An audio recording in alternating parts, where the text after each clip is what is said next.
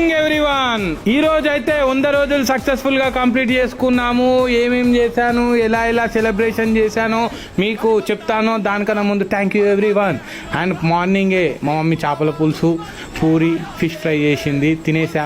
మా అత్తారింటికి వెళ్ళి బిర్యానీ తినేసా. ఎందుకంటే 100 డేస్ సందర్భంగా అందరు సెలబ్రేట్ చేసుకుంటారు. అలాగే ఒక ఫంక్షన్ ఉంటే అక్కడికి వెళ్ళి తినేసా. ఈరోజు మొత్తం తినడమే సరిపోయింది. ఎందుకంటే అందరూ అంత బాగా పెట్టారు ఈ 100 రోజులు. అలాగే నిన్న చెప్పిన కదా మన ప్రోగ్రాం ఉందని చెప్పి, అక్కడ మా బీజేపీ వాళ్ళది ప్రోగ్రాం ఉంటే అక్కడికి వెళ్ళా. చాలా అద్భుతంగా జరిగింది.